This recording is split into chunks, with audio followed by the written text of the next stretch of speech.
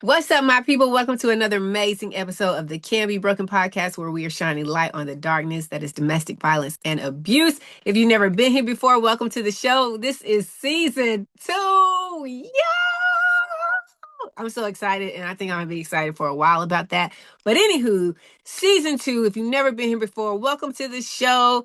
You are going to be in for a treat, a roller coaster ride, usually is how it goes, but we are here with 3 main goals: to educate, empower, and encourage.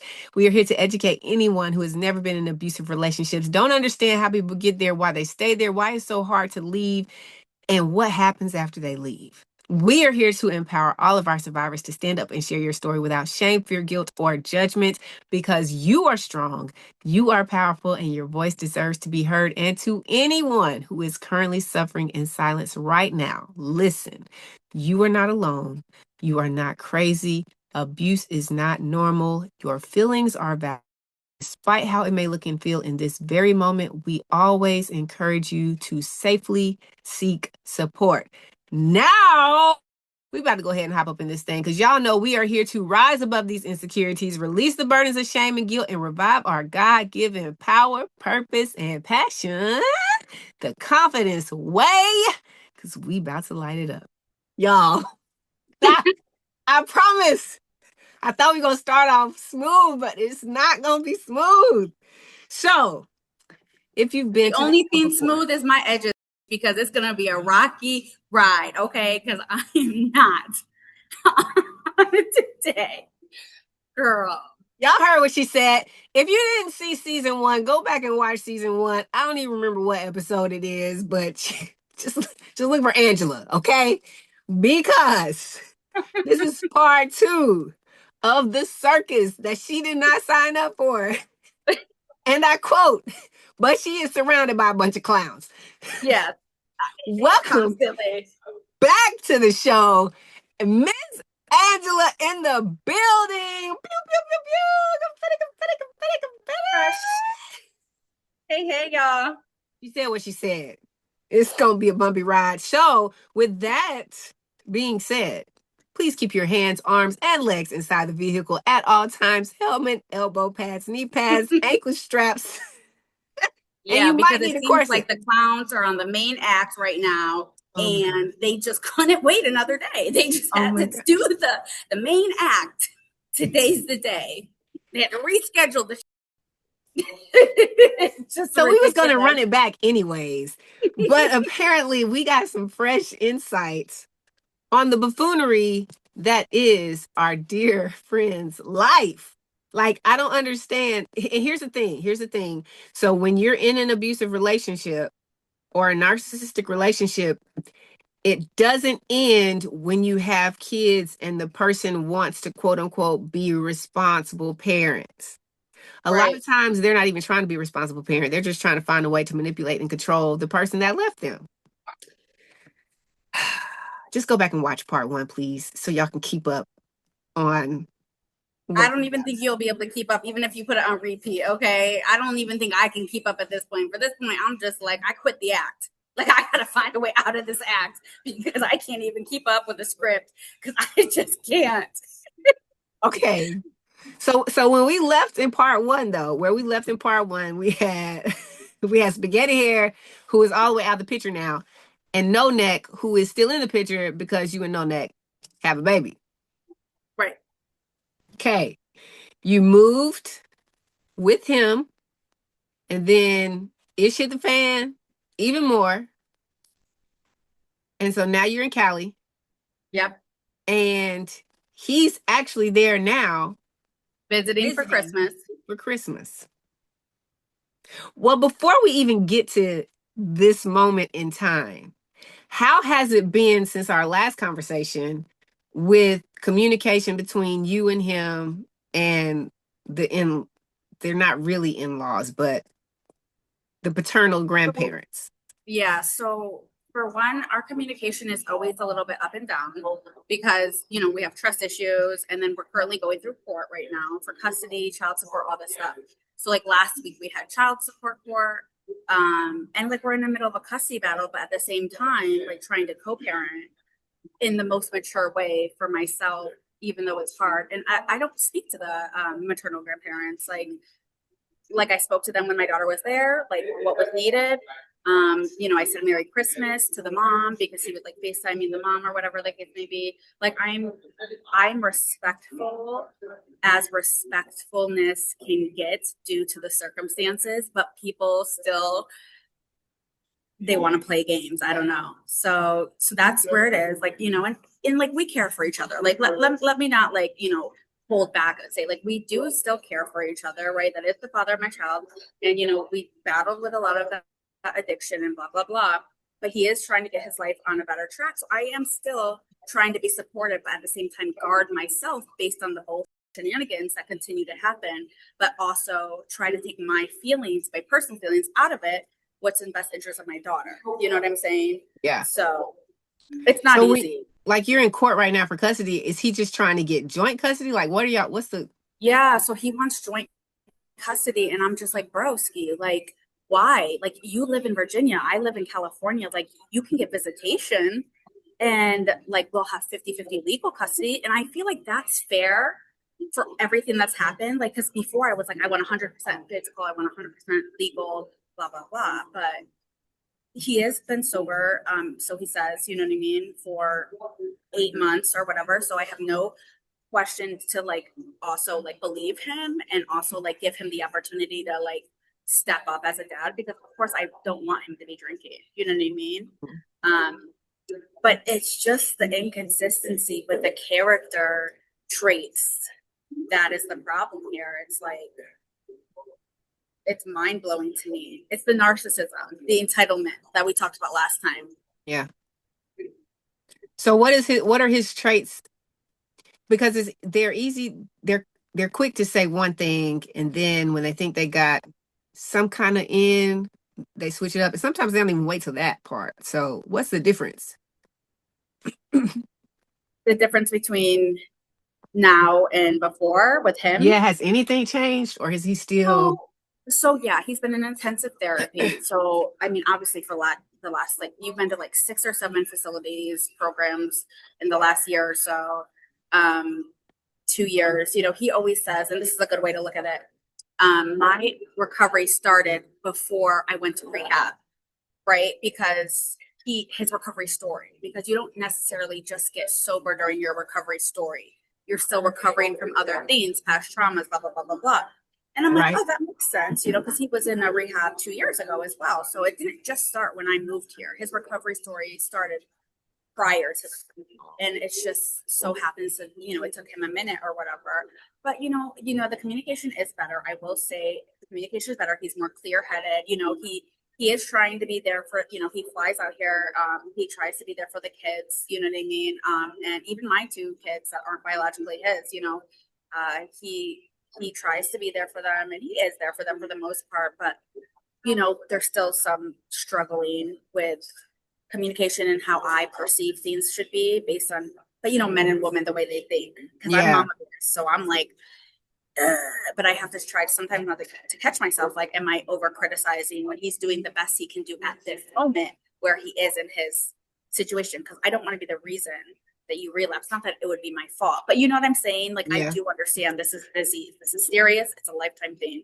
And I want it for my daughter. You know what I mean? Mm-hmm. So do you think he's actually clean? I mean, because you don't know, right? Since he still lives in Virginia. So you never know 100%. And this is my thing. He had the blood test, right? Like every 28 days, the military assigned for him. However, he doesn't do them anymore, I don't think, because he's out of the military outpatient program. So I never want to put all my eggs in one basket and believe that he's clean because I've been disappointed so many times. Yeah. I'm just taking it what it is, what he says, and how I see his actions. And his actions have been more, I believe that he's been clean than not. Okay. However, there's still doubt. There's still certain things I question, but I also try not to put myself in because it's really not my problem at the same time.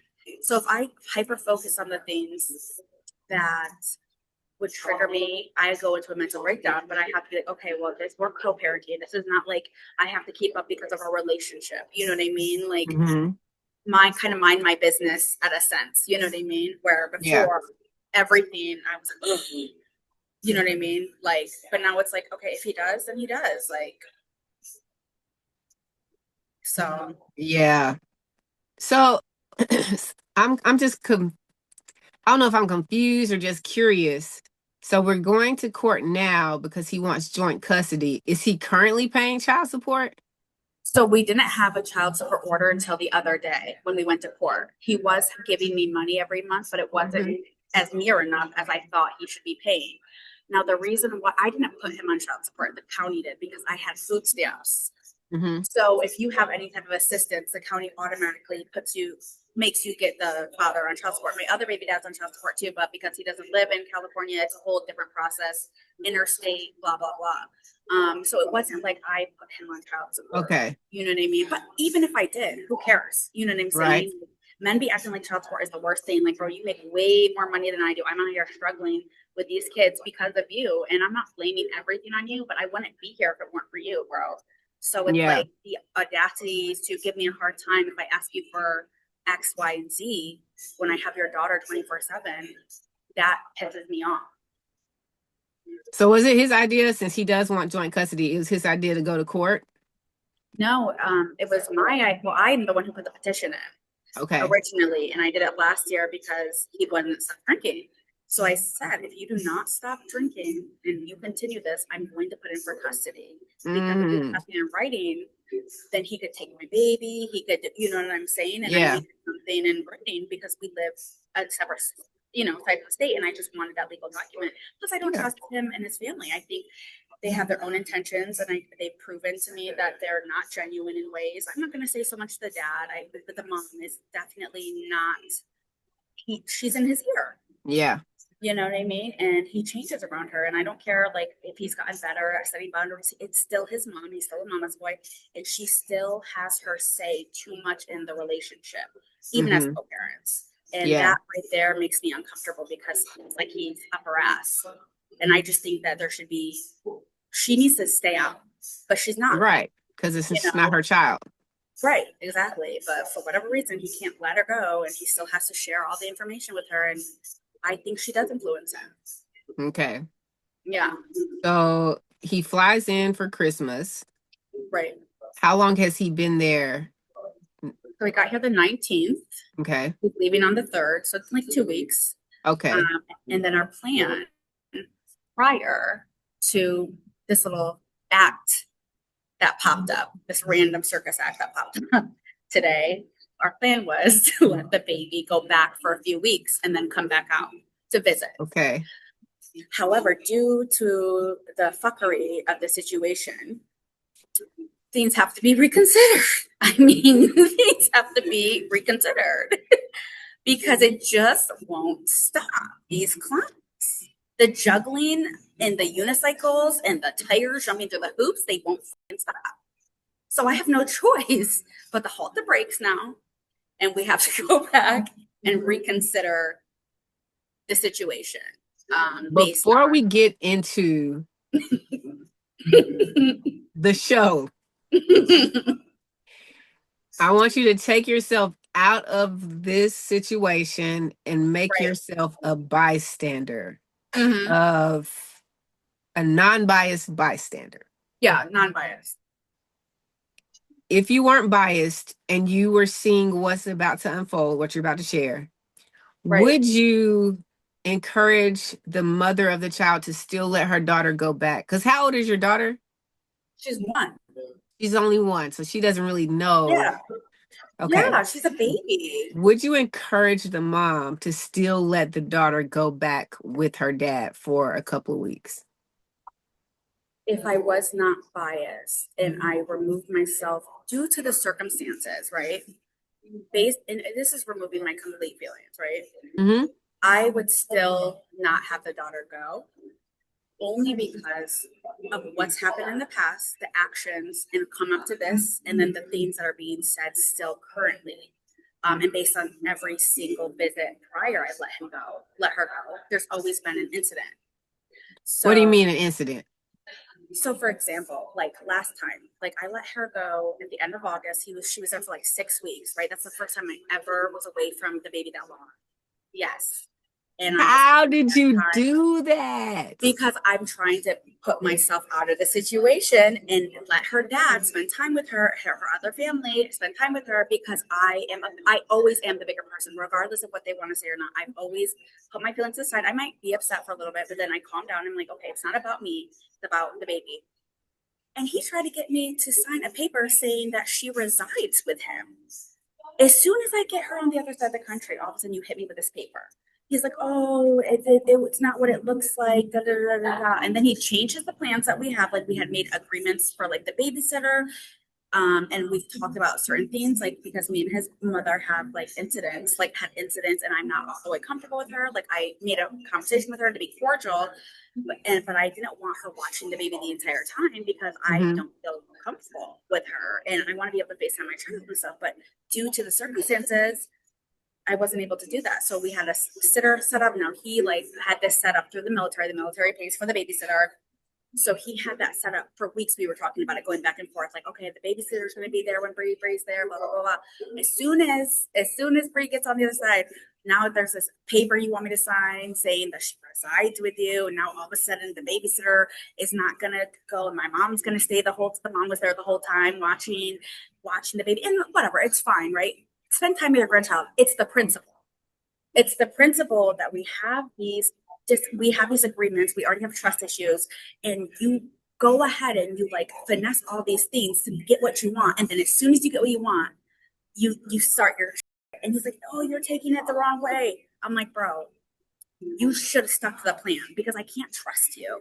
Even if it's something like, "Oh, you're going to put pink on her today and you put blue on her," it doesn't matter. It's where we are in our relationship Hmm. that when you switch things up like that, it is not okay. And he doesn't get that. He's like, well, it's fine. You switch things up all the time. I'm like, bro, she lives with me. She Right. lives with me. She doesn't live with you. I'm not the alcoholic. Like, you know what I'm saying? I'm not the one who did all these things.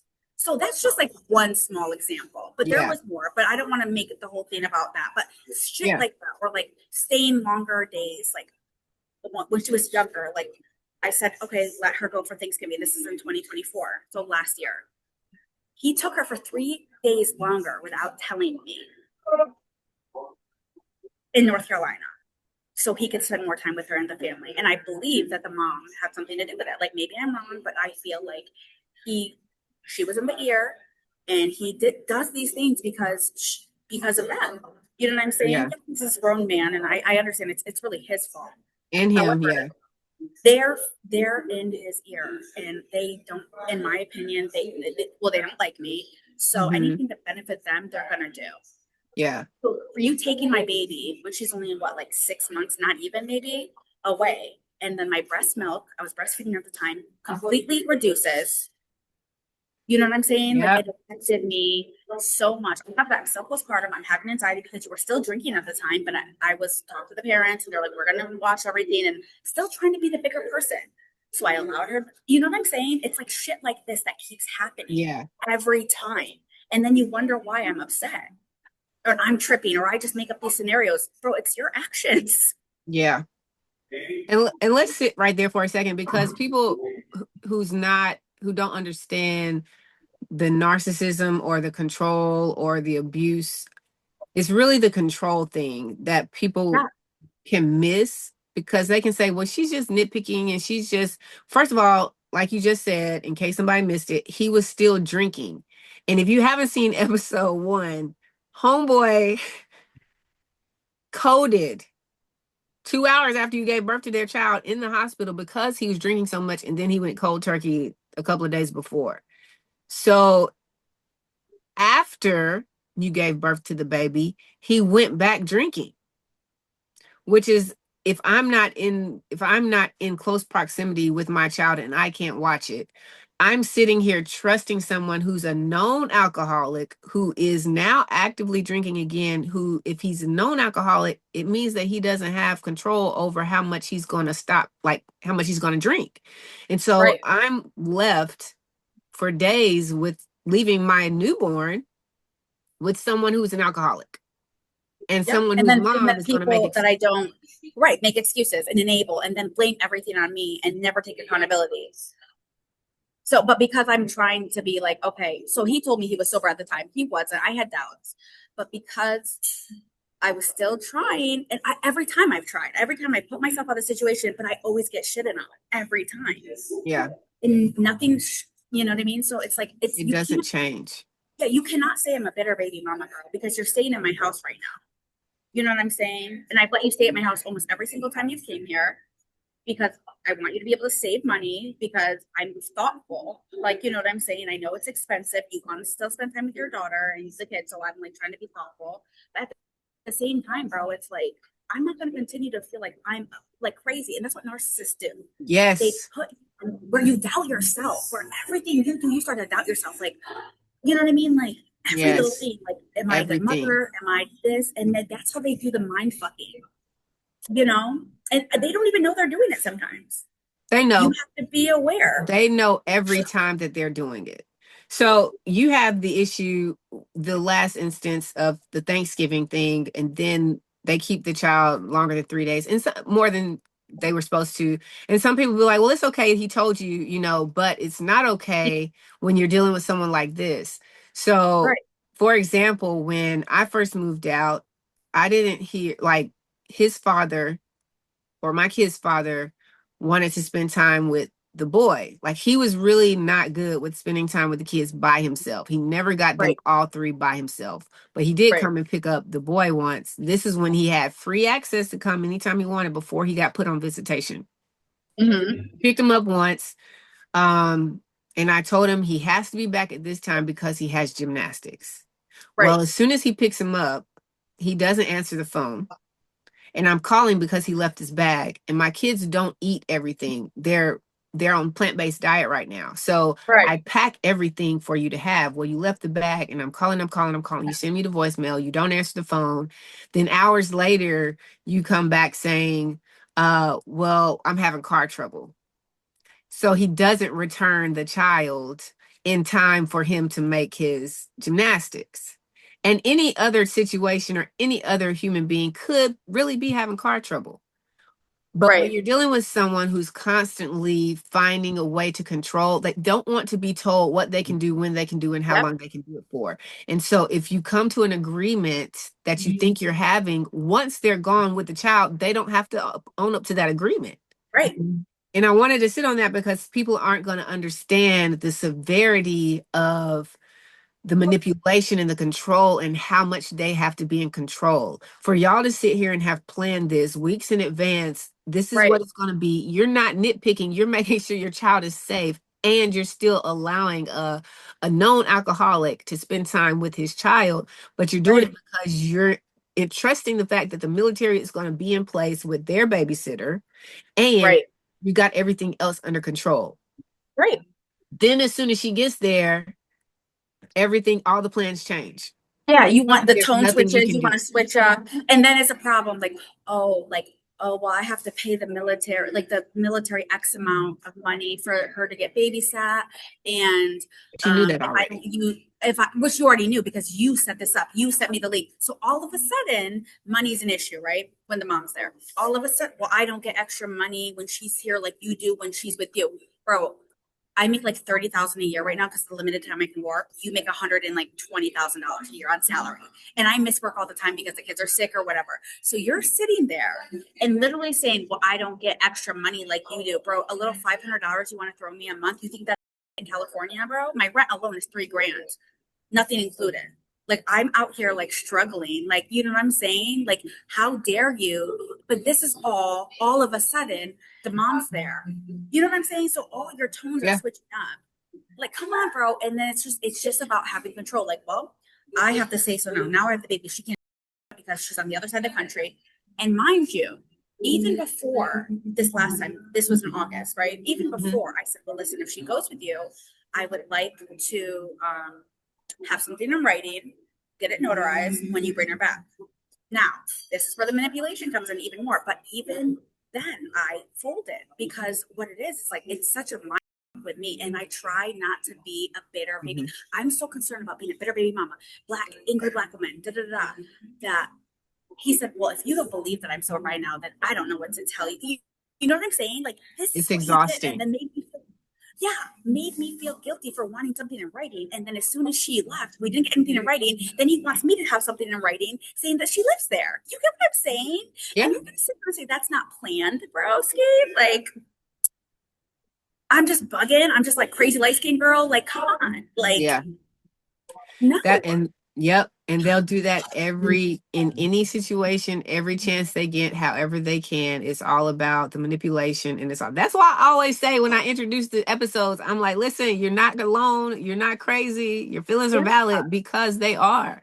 And you're constantly being convinced or trying to be convinced that you are crazy and you are overreacting and you are overthinking, and you're not. Right. And even this visit, like he has me like, you know what I mean? And that's why I'm so glad that we're doing the podcast, because at first, right? At first, when he saw the first podcast, at first I was like, you know what, feeling a little bad because I feel like he was in a better place and like whatever. But then I'm like, you know what? I'm glad you saw it, because at least the band-aid's ripped off. And I Mm-hmm. called, I said what I said, I meant what I said, and I still mean what he's. And I'm like, bro, I didn't even say your name.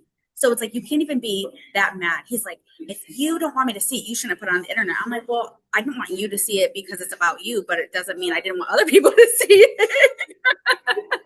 I'm There's a like, reason I'm sharing my story. right, It's not exactly. you. It wasn't about you. So he tried to make it about him. Like, it was a bigger than that. I didn't just talk about him. It was about my experience with emotional abusive relationships, and other women can relate. I said, yes, I said what I said about you. You might not like it, but that shit's truth. Your mom's fucking chihuahua. I'll say it again. Get her on her fucking leash, bitch, because she's out of control. I don't care. Now I'm mad. Okay. And I tried to be good. I tried to, I tried to adopt her from the pound, but she just proved that she cannot be, she's just a feral. She's just a feral wild dog. And that's just, she belongs in the pound. And that's where the bitch is going to stay. I don't care now. I Oh don't my care because gosh. I try. How did we get here? I try. Whatever. Because Like, this ain't no listen, Lady in the Tramp, but for some reason, we're on a mission. we're on a mission. With the buffoonery mission, because Yeah. Like, you have to share your experience. So take us through there. ridiculous. Take us now. We're here, and we're in the, like, you're still so fresh in it because your baby is 1. Yeah. She'll be 2 in April, but still, she's still a baby, bro. She can't even barely talk. You know what I'm saying? Like, she's a baby. She can't defend herself. So I have to defend her. And it is my duty as a mother to defend her at any means necessary. But sometimes Right. you have to defend yourself to feel like, okay, what's best for the child? Like, he wants to be involved. He is a good dad when he's sober. But just because you're sober doesn't mean mentally you're okay. Right? Right. Because it's a whole lifestyle change. It's habits being broken, people, places, things. The things that made you drink in the first place was the way you were raised, like trauma from the past, your Mm-hmm. mom, but you still have her in your But life you're to a still there. degree. Yeah. You know what I'm saying? Like, you're never gonna fully heal unless you cut that toxic stuff off. Instead of calling me toxic, you know what I'm saying? Like, this Yes. woman constantly bashing me, constantly trying to separate us. Let's say we reconcile, right? My mom was like, I think you guys can work it out.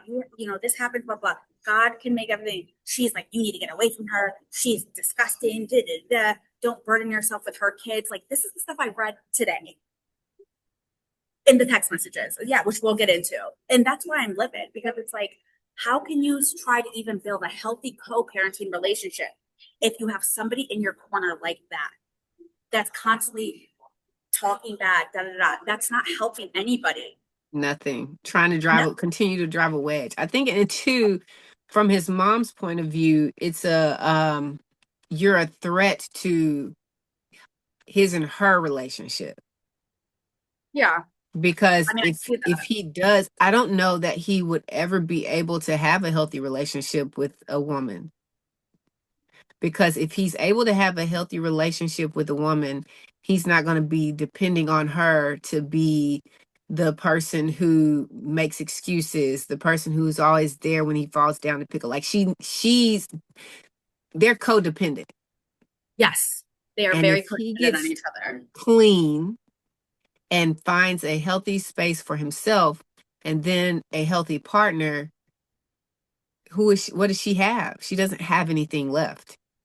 Yeah. And And that's the she thing too. can't. And he's aware of that because he's talked about it in therapy. He's like, I'm trying to set boundaries with my mom and blah, blah. But this is my thing. Like, you've gotten better. Like, I'm going to give him credit. He's gotten better.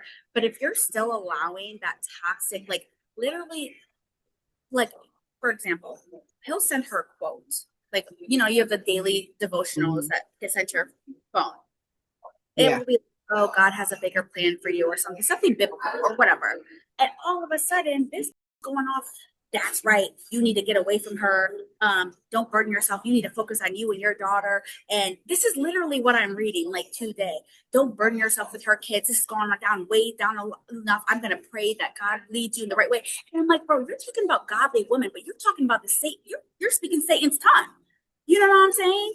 And then this is who you have. And then you don't even defend anything. You just sit there and let her go on and disrespect me, talk about my kids, and then sit there and say that you've changed or whatever. And she's not in our business. This, that, third. Like, this is why I can't trust you. People might say, oh, well, it's not that serious. It is. It's about the character. It's the principle.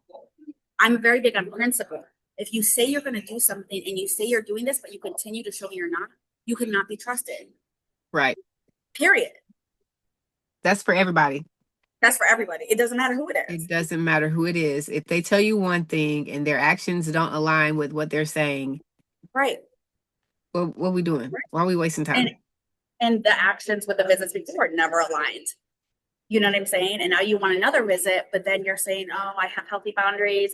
Nobody talks about you anymore. But I literally open your iPad, which I don't know why you didn't change I always go there. You're going every time you're here. You're always, but you change the password on your phone. Oh, and mind you, he's also talking to a girl, which I don't care. Talk to whoever you want. But don't sit here and say, oh, I just want my family back and this, that, the third. Like, talk to like a hoe, whatever. Do what you got to do to boost, you know what I mean? Yeah. You got tired of eating your mom. Okay, eat someone else. Cool. Great. But now I don't care. I don't care because if I wasn't trying to be a better Muslim, I would have gone off again. But I've tried to come from a place where Allah wants me to do this. I have to respect my elders, the third. But it comes to a time where you keep talking about my kids, you keep talking about me, you keep telling me I'm toxic, this, that, the third. So you know what? If I wanted to come back, I would wipe it off your chin. If I wanted to come back, I would wipe it off your chin because I know you've been busy with your mom. Okay, I'd ask for your opinion. So shut up. And this is where it gets. I said Merry Christmas. I like what's nice, like this, that, the So third. you're like, communicating with, like, you did communicate with her. Yes. And she responded. Yes.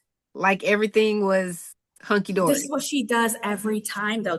I've had so many conversations with this woman saying, listen, like, my daughter's going to go there. I just expect you to be transparent and and like whatever issues you have, like blah, blah, blah. I always think we have a clean slate. And like, we don't have to be besties, but we can be cordial. We had a whole heart-to-heart conversation before my daughter went last time. And I, made it sweet and simple. I addressed one thing that bothered me, but she kind of just brushed it off, like acted like she didn't do nothing, which that's the type of person she is. I'm not going to, whatever. I still called her. She still called me. We texted about my daughter, blah, blah, blah. So I'm thinking we're in an okay space every time. And I've confronted her multiple times, but then every time I find something like this, but you're still talking about me and talking about my kids being a burden and this is gone enough. Don't worry if her kids are suffering. First of all, my kids are not suffering. My kids are very well taken care of. But the fact that you have the audacity to continue to talk about my kids and me, and then he has the audacity not to say that shows who you are as a person. Yes. Because you're allowing it, bro. So does he know that that his mom is still talking about you behind your back? No, he knows that I know because I know her, but he doesn't know that I went through his phone or his iPad earlier today. Yeah. So I was very upset when I first saw it. I called my friend, vented out, but I'm just keeping it cool, calm, and collected because at the end of the day, it's not about me. It's about my kids. I don't want it to be more awkward when he's still here for a few more days. But this is me being the bigger person again. You know what I'm saying? Yeah. And it's just like, I'm going to confront him because I'm not confrontational, but if I have something to say, I'm going to say it. And I have to confront you because I have to be true to myself. But I need time to like not be as disrespectful as I want to be right now and go in, because that's not really beneficial. Right. Except for it makes me feel better. That's it. You know, That is it. In the but moment, you're constructive. You're trying to find a constructive solution right to y'all's problem. And so, of course, you have to have this conversation now because he's thinking at this moment, when I leave, I'm taking Bree back with me. Right. And you're like, nah, bruh. It's not, yeah. We can't talk. We're not good. But every time I think we're good, and then this is the type of stuff that happens. And like, why do I have to have the same conversation with you every time? If you don't defend me, if you don't tell someone to stop, you're just as bad. You're just like, people beating up Rodney King. You know what I mean? You stop it. You just watched it. You're just as guilty. And I don't know how many times I have to explain that to him. He's like, I can't control what people say. Yes, you can't control what they say, but you can put an end to it, and you can make them not comfortable. She's clearly still comfortable talking about me to you. So that comes from you. So I'm not bugging. This is the conversation of the side of the relationship that people don't see. That because the best advice I would ever give anyone who's in an abusive relationship, who doesn't have kids and who does have kids, is you have to cut off all communication. Even if you have kids and you do it for a specific amount of time, you have to cut off all communication in order for you to take all of the stuff that you've been receiving for however long you've been in that relationship, get it all out. Like, you've got to find a way to start healing yourself, and you can never heal if you're still communicating with the person that damaged you. Right. And I need therapy for that. Like, I do. We all do. I'm aware of that, Yeah. I keep expecting change or what is it? Like security for my emotions. Yeah. Through this person who's the one who rattled them in the first place. And like you said, it doesn't work. It doesn't work like that. It doesn't. And I don't know why I'm so shocked. I don't even think I'm shocked. I'm not shocked about what I read, because this happens all the time. Right. I'm just like, but why does it still hurt me? Yeah. You know what I'm saying? It still hurts me. And that's because I'm still not healed. Right. And I'm not being 100% true to myself. And I can be aware of that. Like, I'm aware, but it's hard too when you're with somebody for so long. If you dealt with someone for so long, like, I'm not going to sit here and be like, I don't have any feelings for this guy. You know what I mean? Because I do. I have kids with him. I mean, you know what I mean? I've been with him on and off for 10 years. Like, we have history, but I'm just so, like, I think I'm still holding on to the old person. Right. No, the representative. Right. And because it wasn't really the person. Right. Yeah. So, and it's like, I keep disappointing myself because I'm like, okay, he keeps saying he's changing, this, and the third, and then he shows up and he does this and that, and we're good, like, we're good with the kids, blah, blah, blah. But then stuff like this happens and just shows me, like, this is actually who you are. This is who your family is. And this is always not going to change in our relationship. And if we have a relationship, even co-parenting. And I don't want to deal with that because I really feel like this woman is an evil person. It is not going to change. So when you guys went to court, and we're talking about visitation at this point, or custody, joint custody, is there anything in your clause on your side that says, like, your baby's not allowed to be around the grandmother, or not allowed to be only with the grandmother, or supervised, like anything like that? Supervised visitation or anything? I didn't say anything like that, because at the end of the day, I know that the grandmother physically won't hurt. Yeah. But the problem is that he doesn't seem to get is this woman emotionally has hurt you, breathing, and mentally damaged you. And this is what I'm trying to protect my kids of, because she's emotionally abusive. That's just her character. She doesn't even realize that. But I never said that because that will make it look like I'm being petty. Trust me, I wanted to. But like, a judge is going to look at me like, okay, like, this is about you and him, not her. And she's right. You know what I'm saying? If the child is not physically getting harmed, and there's not really much, they're going to go by the law, and I get that. I worked in the court, but it's still the principle. Like, this woman is so toxic. That's what I'm worried about. She's feeding my daughter stuff. Yeah, that's the scary thing, because if if he is granted joint custody or whatever he wants with unsupervised visitation, that's when the games are going to be played, and that's just only going to make it harder for you when it comes to being a mother who is still trying to be respectful of your child's father, but not allowing that side of the child's family to manipulate and brainwash. Because even if it's not malicious, let's just say in a perfect world, it's not malicious intent, children are still susceptible to whatever they hear adults saying. And I know for a fact, because I know people who have raised other people's kids, and their conversation around the children have convinced the children to not like their mother. Right. Yeah. And the child didn't have a reason to not like their mother. But it's just like racism, right? If I grow up telling you to hate somebody or telling you somebody's bad, you're going to grow up hating and thinking they're bad until you're old enough to hopefully see what I'm saying isn't truth, and you can change your ways. But that's that's a so sticky damaging. situation. It's so damaging for children. And the thing is, like, what bothers me, I guess, is I'm adopted. So I was in foster care, whatever. We talked about that a little bit last time. Family is not blood. I don't give a fuck blood. Like, you get what I'm saying? Family is who you make it. I will cut anybody off. You could be my mom, my dad. It doesn't matter. If you are not good for me and you are not good for my life, I will cut you off. But some people are like, oh, that's family. That's what. Who gives a shit? I don't give a.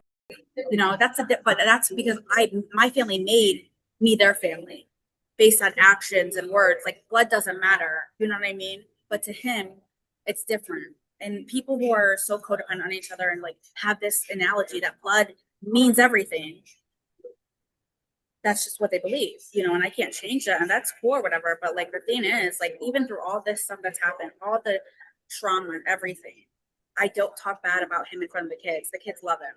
The kids, oh, I love my dad. They say they don't like me. They like their dad more. You know what I'm saying? Like, whatever. And I've done a very good job of doing that. Now, I'm not perfect. I might, they might hear something here and there on the phone or whatever, but I intentionally try to, where I feel like this person doesn't do that. But like, you're not giving me credit for doing that. Like, if I did that, my kids would be like, oh, you're an alcoholic.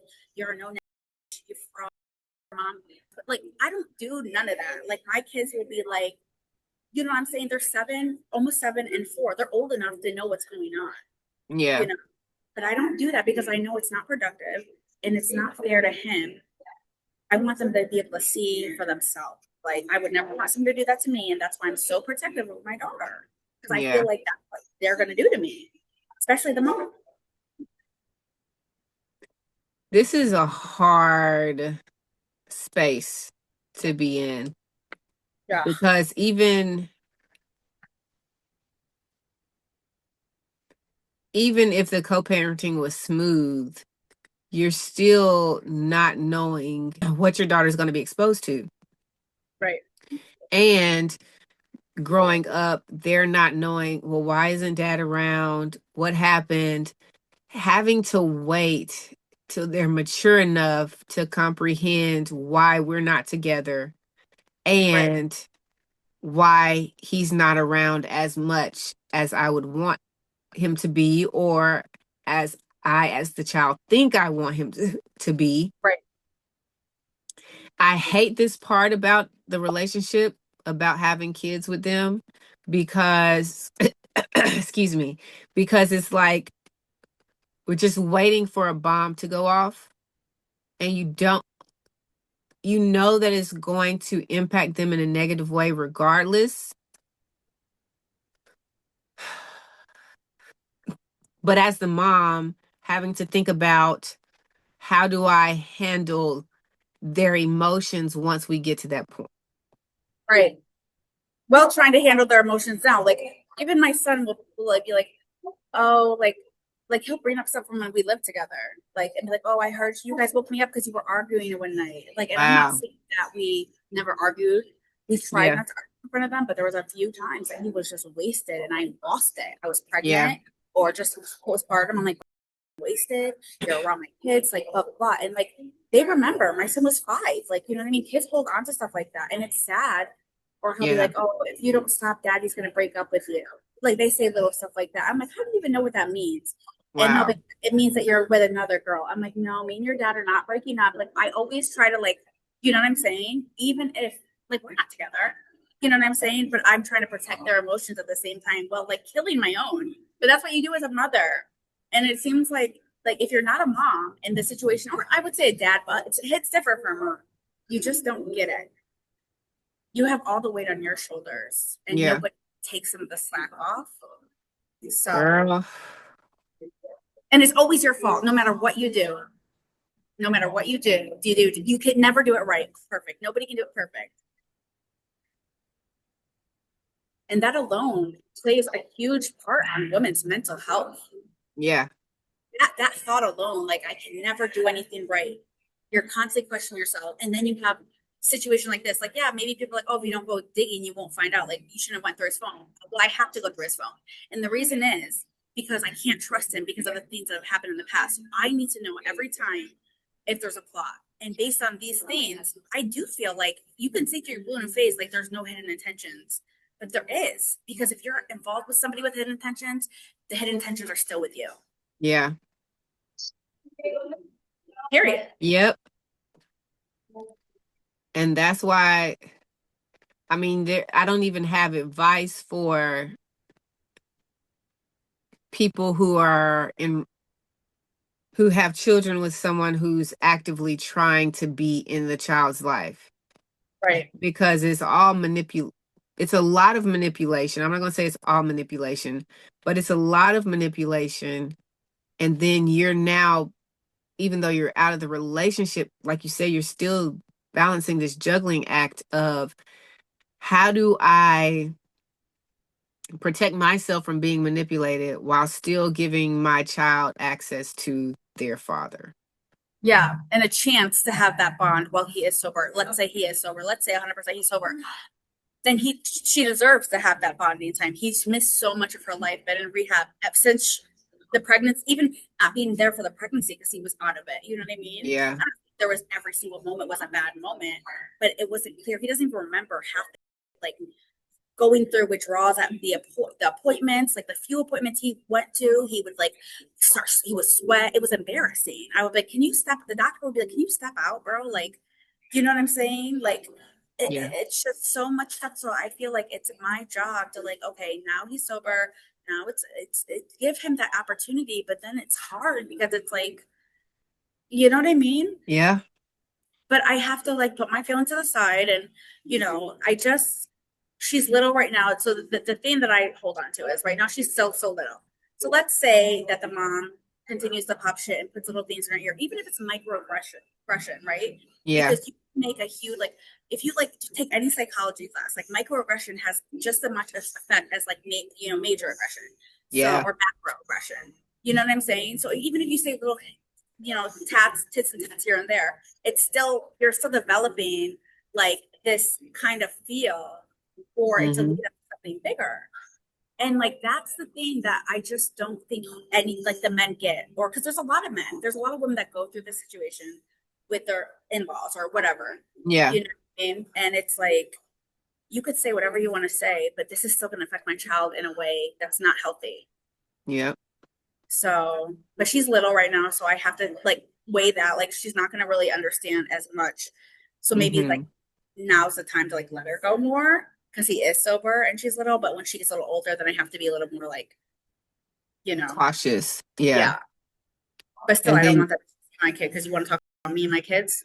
I don't feel like you deserve to be around my daughter, right. like at all. Dang. Oh, I hate that you're dealing with this. And then you got the coast to coast relationship, and it's a Yeah, and then lot. me leaving, me going back to the East Coast when my lease is up, bro. I thought about it. I was like, I don't have a lot of support here. And like now that he's sober, he can support me more as far as like helping pick up the kids from school. Like all that weighs on me. My kids go to different schools.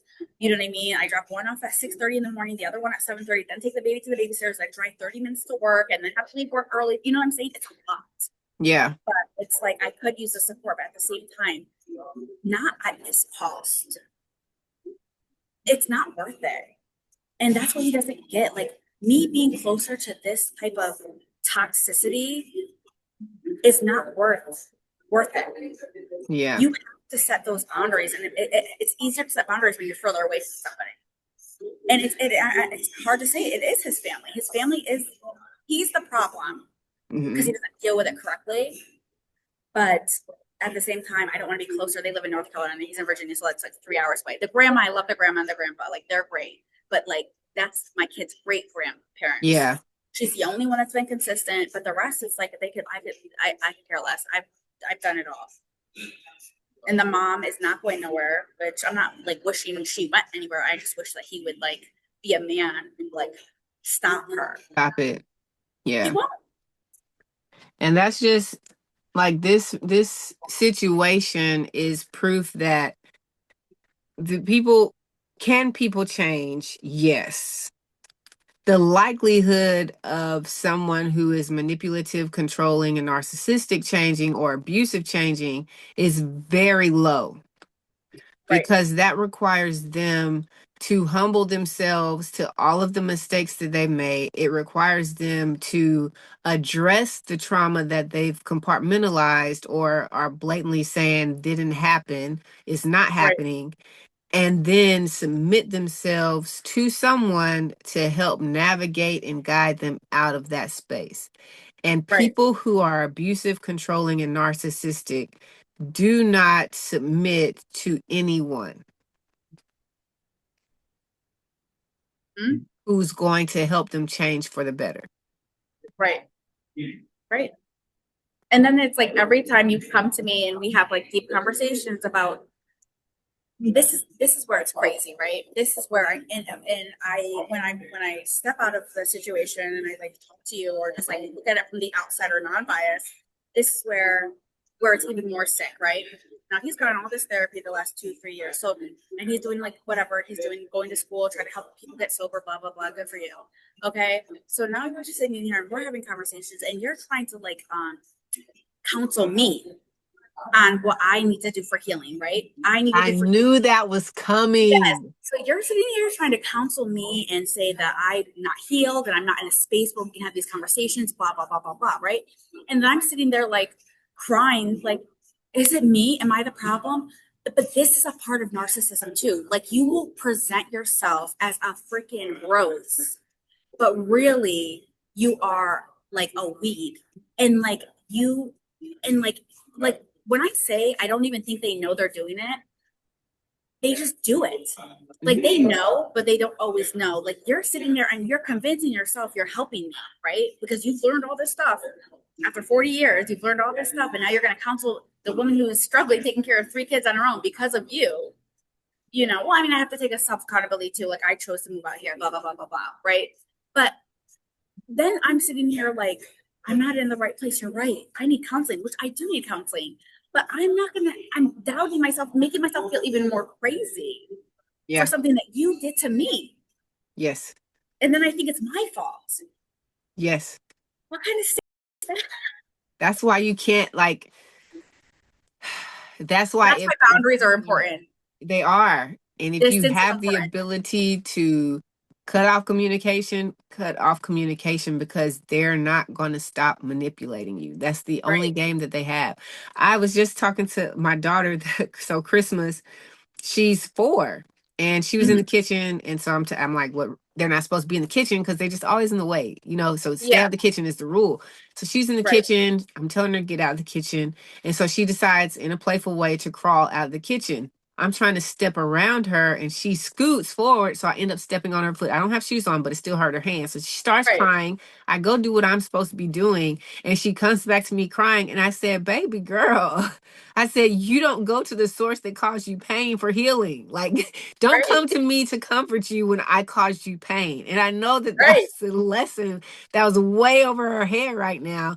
But I'm hoping that these types of conversations will be had. So when they're in relationships and they're in friendships and they have family members, it's like, recognize the consistent character and actions of the person that you're dealing with. Right. How much pain are they causing you? How much trauma? How much hurt? How many tears are you crying at night?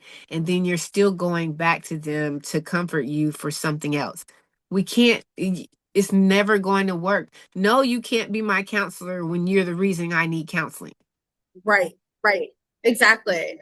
And that's the type of shit that, like, for you to even try to tell me that I'm not in a The space for this conversation, audacity. that's what I'm saying. And when I step back and look at it, I'm like, bro, like, you actually have me questioning myself.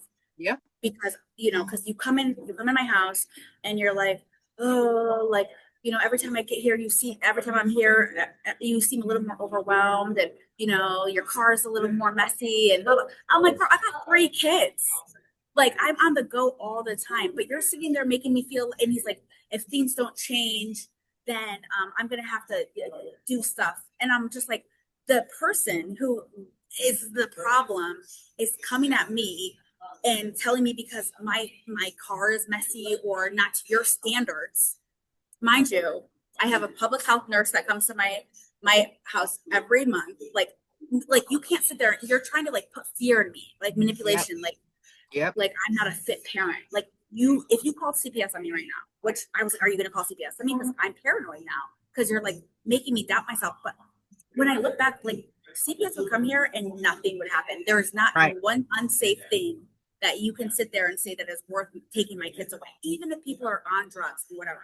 They give people so many chances and resources prior, and I'm not on drugs. I don't have a hoarder house. You know what I mean? Like, there's nothing that you can sit there and say besides the fact that I'm overwhelmed and behind on my laundry. You know what I'm saying? Like, And it's so disappointing and so sad, but this is the reality of the type of mindset that you deal with these type of people, because all they're, like you said, for anyone who is with someone right now who's not necessarily thinking you're being controlled, you're not being physically abused, you think things are bad but they're okay, like this is normal, blah blah blah blah blah, understand that fear tactic is abuse, because yes, that's manipulation and control, and I'm trying to scare you into behaving a way that I want you to live up to, that you're never going to live up to. Even right, if your house and your car were the cleanest that he's ever seen, there's always going to right. be something, and there's always Something. whoever's in that relationship, listen, it's always going to be something. You can't, I've lived it. I've lived it. Don't talk to me that way. Talk to me like this. Okay? I'm Mm-hmm. talking to you like this. Don't talk to me like that. You're not my mom. But you just wanted me to talk to you this way. So help Right. me understand how you don't wear that. You need to wear this. Don't put your hair up like this. Put your hair like this. Like all of Mm-hmm. these things, nothing you're going to do is ever going to be good enough. And it's never going to meet the standard that they set for you, but not for themselves. Right. Yeah, exactly. And the thing that's crazy, it's like the pettiest stuff. Like, right, I'll give you an Very example. petty. Now, my daughter is 1. Now she still has baby hair growing in, it's not even in all the places. No, me, I'm more of a natural type of person. Okay. I want my kids to love their hair natural, blah, blah. She has cute little curls. I don't believe at a baby's age like this, you should be pulling on her hair, putting them in little rubber bands and this, that, right? Doesn't that drive you nuts? Does that drive you Oh nuts? my gosh, why are they the same people? Can I please, Yeah, go please ahead. tag me in? Yeah, Oh my tag me in. gosh. Right. And I'm not a good Listen, mom because I don't put bows and rubber bands in a 1-year old's hair and I don't do her hair. Like, she's fucking 1, broski. Like, this is an argument. This is something that's serious. And I'm like, and it's the I mom. had that same argument when we were together. The girls were one. First of all, I don't even understand why you don't understand that a 1-year old is, even if you do get the opportunity to put that stuff in their hair, the first thing they're doing is pulling it out. So I've wasted my precious time on something that I could have been being more productive doing somewhere else. But this was an Prioritize argument. priority. Same thing. We're getting ready to go see my niece play volleyball, go visit my friend. I did. Here's the crazy thing. Because he kept talking about me, and then they're not even leaving the house. So why am I doing their hair every day, right? So we're getting ready to leave the house. I do it. I part their hair down the middle. I do two cute little pigtails, which you're barely getting the hair in there anyways. And as you Right. know, it's curly, so it's going to wiggle out at some point if they don't pull it out. But to Right. appease you, because I'm trying to think about what you want and be everything that you want me to be and do it the way you want me to do it, I The do things their that hair. matter. These are the things that matter. These are the things that matter. I do both of their hair. And then he's like, that's what you're doing to their hair? You need to put it in, like he wanted it in like all of those little bitty rubber bands Yeah. all over the head. And when I tell you I exploded, I was like, I'm never gonna be able to good enough for it. Like I screamed and I start crying. Like I was emotionally just Right. done at this Yes. point because I intentionally did something I knew was a waste of my time for the sake of pleasing you, and it wasn't good enough. And Yep. I said, I'm never going to be good enough. And then get this.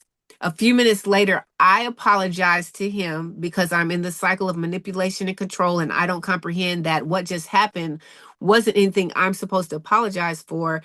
That was reactive abuse from everything that's building up. So I apologized to him and say I overreacted and all of these things.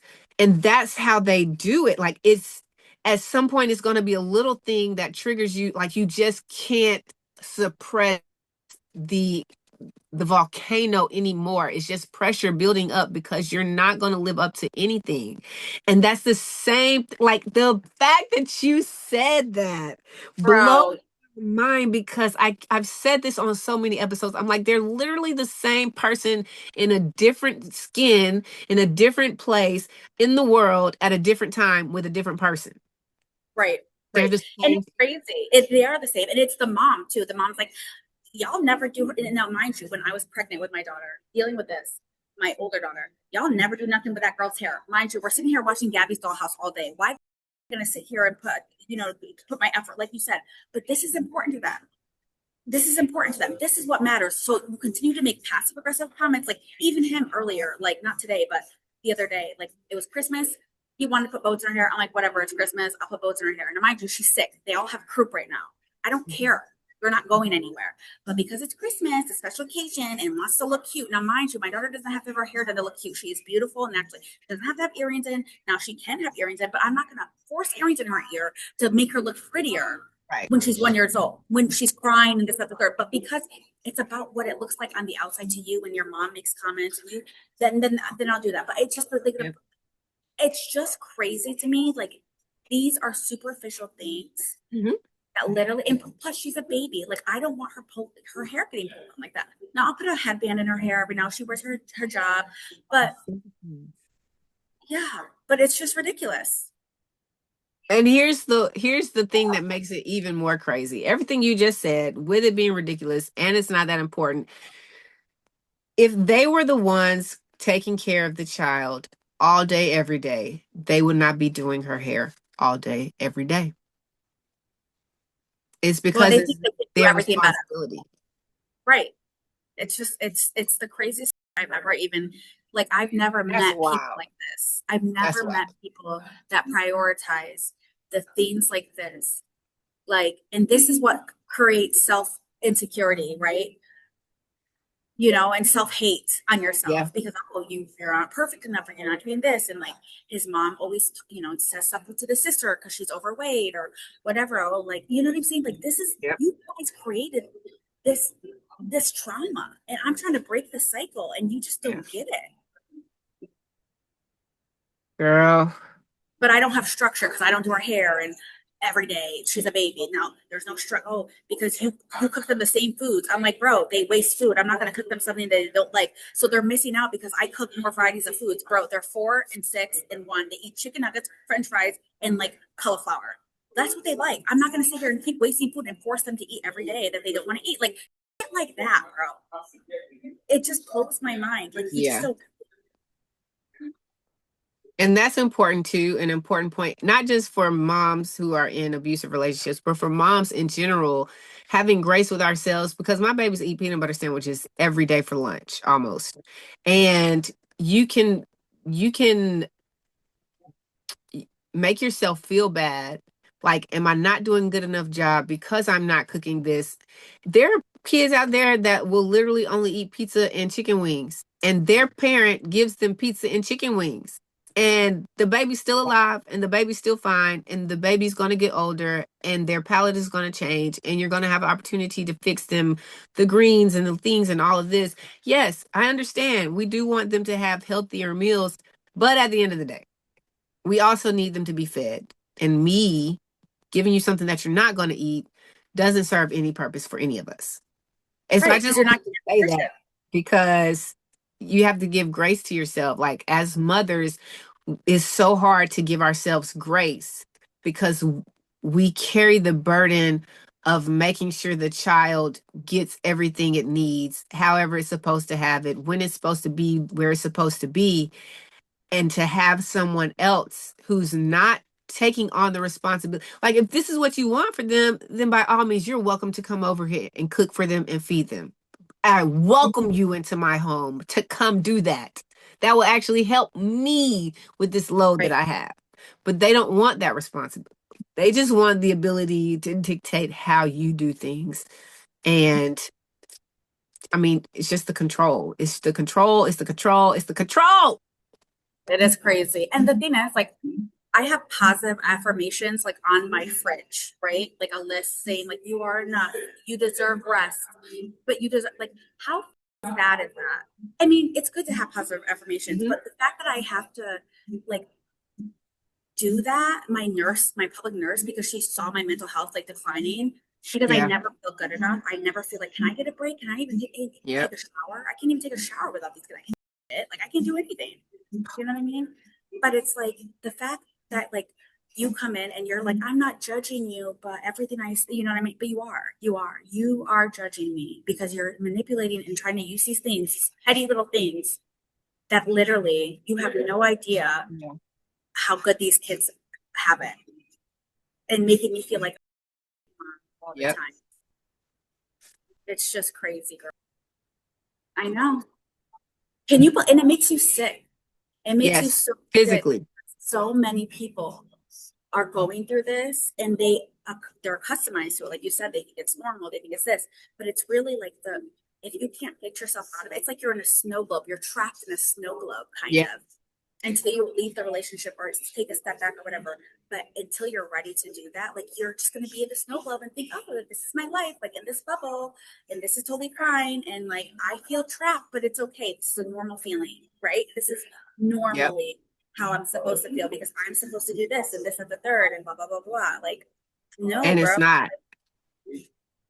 Society has put so much pressure on mothers and women in general that what we are conditioned to believe is normal is not normal. And I'm hoping that these conversations will give each of us the confidence and the courage to step out and do what we need to do to change the narrative Right. and become the example of the new normal Yeah. of what can be normal for you.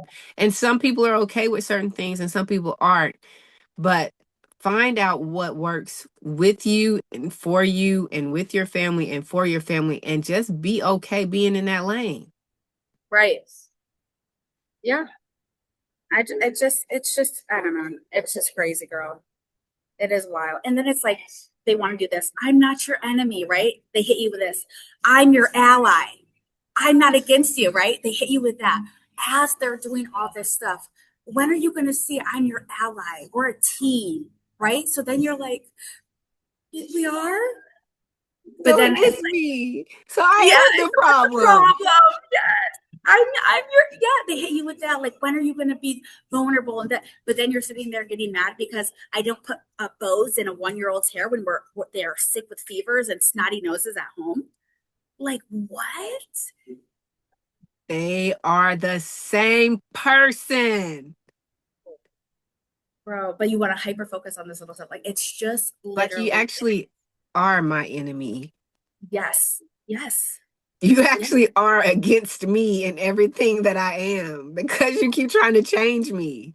Right. And the thing is, like, you'll never be good enough. Like you said before, you'll never be good Nope. enough. You'll never be good enough for the mom. But the thing is, it's like a narcissistic cycle. Like the mom is a narcissist as well. And you know what I mean? That's why the daughter is like, she's a lovely person. Don't get me wrong, but she's up. And this is because her parents, but they never want to take accountability, whatever. I just want to break the cycle. I came so Yes. far from breaking the cycle of my life that I'm so protective over my kids' emotional abuse, you know what I mean? Whatever. And he's like, if you're chaos all the time, the kids are just gonna know chaos. I said, who is not chaos as a single mother with 3 kids by themselves? What is not a little chaotic? You know what I mean? But they're fed, they're loved, they're clothed, they have a house. They will never know. They'll look at all the pictures, all the memories and stuff they do. They will never know how much I struggled. And that's the point, right? Like, Right. they'll never know how much I struggled because like you could just, they'll never know. But like deep down, I'm like crawling out of my own skin because I'm just like, but that's what they want from you. And they see that and it's almost like they're like a roach. Yep. And they're feeding off of that more to grow more into their whatever. That's little crazy. Harpo done come down here to spend time with his daughter on Christmas, and he's actively criticizing how you're living and surviving with 3 kids by yourself. Yeah. And on a fraction of his salary. Right. And the mom has audacity to be like, you need to request in court that she works more. Bro, you don't think I want to work more? I used to be a workaholic. When I work too much, all you do is work. You don't want to be with your kids, blah, blah. But now I don't work enough because I'm with the kids all the time because they're sick or whatever. I don't have salary. Yep. If they're sick or whatever, I can't go to work. I'm not getting paid the same. I'm missing work. If they're in the hospital for 3 days, guess who's with them? I am. So, but now it's a problem that I'm not working enough. But before when we were together, she works too much. She just throws her responsibilities on everybody else. So what is it? What do you want from me, bro? You don't think I want to support my kids more? Do you think I want to be out here struggling? Trust me, when I have to ask you for help, it hurts my pride. Trust me.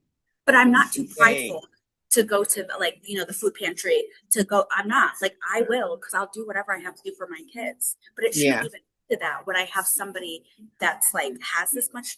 But then you sit there and be like, well, you're going to the food pantry. Yeah, I'm going to go to and I'll sell pussy if I have to sell pussy to keep my kids food. I will. I don't care. I will do what I have to do. I mean, hopefully it's not going to come to that. But the way you make me feel when I ask you for a little $20 here or there, it's like, come on, bro. You're a lieutenant and you're by yourself. You have this big townhouse, 3-bedroom, 2.5 bath by yourself. You know what I mean? Like, it's just like, it is what it is. And it then is what it is. To get mad at me or the county to put you on child support. You should be helping me more. You should. Right. And that is what it is. I don't feel bad. But then the mom talking about she's probably lying about her income. She probably gave him the lowest amount.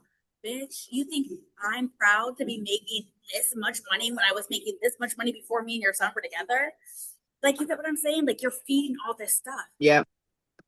It's like, it's actually like really disrespectful to me as like my work ethic. I have such a good work ethic. I have such a good like pride in taking care of my kids. And like, you're sitting there basically acting like I'm using this man for money.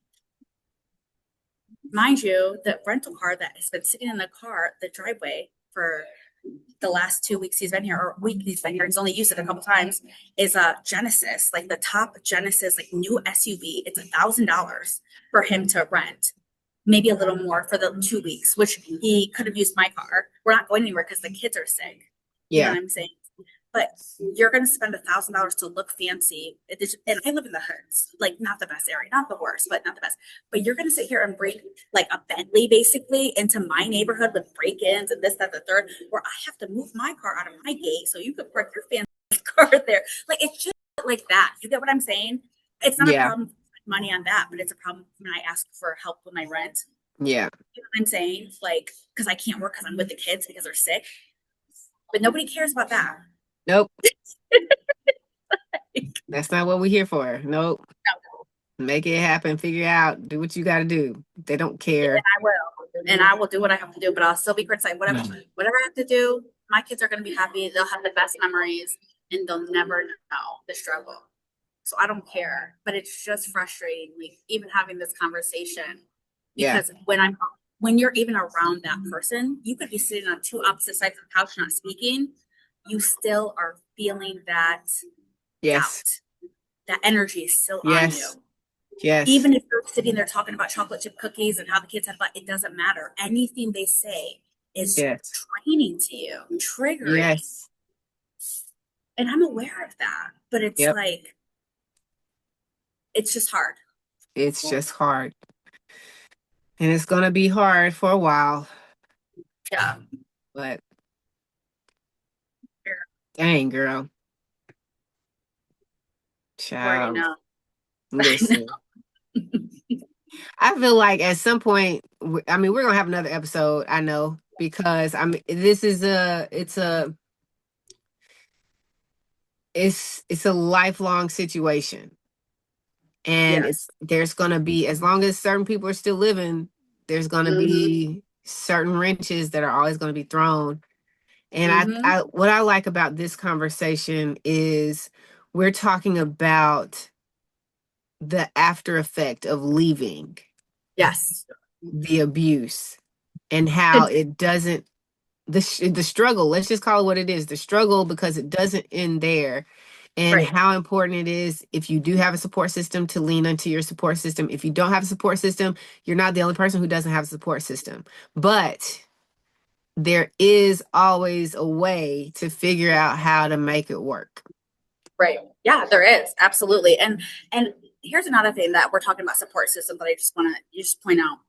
Because I don't have a good support system here because my family's on the East Coast, but at the Yep. same time, I'm not the type of person who needs to be super close to my family. Because like my mom, she just flew out here a couple weeks ago because she saw in my voice that I was like breaking down. So she just hopped on a plane and came here. She's coming again in February. Like that's what my mom does. I don't have to Yeah. ask her help. She can just tell when I need it. But like if you don't have a support system, don't harp on that because yes, you need a support system, but there's always resources, like you said. And then also, when you're in that vulnerable space where you're like, oh, I need a support system, I don't have a support system, what will happen is the narcissist and the family will try to be like, well, we're your support system. Mm-hmm. You really want what's best for you. We just want to genuinely help. Don't fall into that because when you're in a vulnerable space, you start believing that, right? Yep. And this even happened this past week where I'm like, they care. And then I read the messages today and I'm like, okay, you know what I'm saying? Every single Yeah. thing you did was a bullshit. Still a It's lie. make sure you're aware of who you're dealing with and don't let your lack of support system in the moment make you confuse who really is your support system Yeah. because that will actually just make it worse. You have to remember they're not on your side. They're Those are his not. people. Those are his people. No matter how way you want to twist, squint, look at it. Those are his people. They'll always be his people. Don't put your eggs in a basket when the basket is literally broken. You know what I'm Yep. saying? And the eggs are just going to fall out. Don't do it. It doesn't matter how fancy the basket looks. It doesn't matter. It does But just not. know that you can be your own support system once you get that strength. Like, you know what I mean? Once you get to a Mm-hmm. certain space, like I feel like even though I'm like going nuts a little bit, I still feel like I'm my own support system because I have conversations like this and I am self-aware. I'm supporting myself through this in a sense where it's like, okay, I can get through this. Yep. Not everyone's going to be at this place right now, but just taking a step back, if it's a podcast, if it's watching videos, if it's whatever it is, you can be your Mm-hmm. own support system. If you have your kids, yourself, and God, or whatever you believe in, that's all Yeah. you need. Yep. And I'm gonna end it with this. I always tell people, like, and one of the things that helped me get through the hardest, what I felt like has been the hardest part so far since leaving, was like the very beginning and everything, was reminding myself every day, especially when I was like in the midst of breaking down and crying in silence and nobody was around, and just thinking like, I can't make it. I'm not gonna make it. This is terrible. Why did I like all of the negative thoughts that bombard you and rush you, making you Yeah. feel like you're just not, you're stupid, you made all these bad decisions. I constantly told myself, and I still do to this day, like whatever phase in life you're in right now, even if it's like feeling like the hardest, even if you feel like you're at rock bottom. I felt like I was under the bottom. You hear me? I would Right. just be like, this is only a season, and seasons Yes. don't last always. And if you can hold Right. on to the truth that we don't know how long the season will be, but just know that this doesn't have to be your last season. Mm-hmm. Choose to Yeah. make this your last season, or you choose to survive through it and thrive through it and become stronger because of it. And so I just want people to understand that whatever you're going through, it is only a season. It's only temporary. The Oh, it feelings, doesn't have to last. yes, that everything, like pain is temporary, right? Pain is, and also pain is a mindset. Like I might have said this in our last episode, but like it's a mindset. When we sit here and we're thinking like this is the worst, like we're at the lowest. Yeah, maybe we're at the lowest we ever at, but we're Yeah. definitely not at the lowest. It could be lower. Trust It me, could. someone will have it lower. Child. So hold on It to could that be. and be like, okay, maybe I'm at the highest right now, even though I feel like I'm at the lowest because I'm coming out of something. Yeah. You know what I mean? And this is the foundation that making me get to a better place. So if Talk you that can hold talk. on to like that, you know what I mean? Like, Yeah. okay, this is like next piece of the ladder, which is going to get me to the highest peak in my life. Because that's what I try to do Yeah. sometimes. It's not always easy, but if you could just be like, you know, and I've healed a lot. I still have a lot of healing to do, but Right. you know, it's a mindset. Pain is a It mindset. is. Healing, it's all a mindset. It's all perception, right? It is. Yeah. It is. And Yes, girl. We always have a good one. always, Yes, girl. child, I thank you again for just continuing, one, to be a friend, two, to being transparent, to share your struggles, your troubles, your trials, your tribulations, all of the things that are happening, so that people, like, you're a light to the world and people can know that, one, you're not alone, two, this is happening to other people, three, just because you're out doesn't mean it's over, and it doesn't, especially if you have kids, but we're all working through things differently at different paces, at different stages. And like you just said, we are healing. We are healed from some, still healing, and we still have healing to do. And that Mhm. is okay. Yeah. So thank you, girl, for coming on back on this here show for season two. Ooh, Season ooh. two. We got to do part three next time, maybe Yeah, after we baby go. daddy leaves. I'm still trying to get that Peloton, so I'm gonna hold it together, girl, because it's the last thing on my Christmas list. I'm gonna hold it together. I got my little therapy session out, so I'm trying to get the Peloton because that's gonna release my anger once you leave. Okay, so we'll see Yes, what we happens. gonna We'll see what see. happens. I got the first two. So, We girl, getting it's there. You always making progress. yeah, we making progress. 2 out of 3 ain't bad, but we still got another 6 days, girl. So It's this gonna be all help. right. You got It's my number. You know, you can reach out to me. Just shoot me a vent. If you need to vent and text, I'm right here, girl. You know I got you. yes. All right, girl. Well, it's been real. I hope you have a great day. Thanks for this. And hit me up next time, maybe in the new year, new me. Yeah, we got this. Yeah. We got this. Y'all, thank you so much for tuning in for another amazing episode of Can't Be Broken Podcast. Yes. And keep showing up, girl. Keep sharing your love. Keep shining your light. And as always, in the meantime, in between time, we are gone. Pew, pew, pew, Yeah. pew. Confetti, confetti, confetti. Until the next circus act, we'll see ya.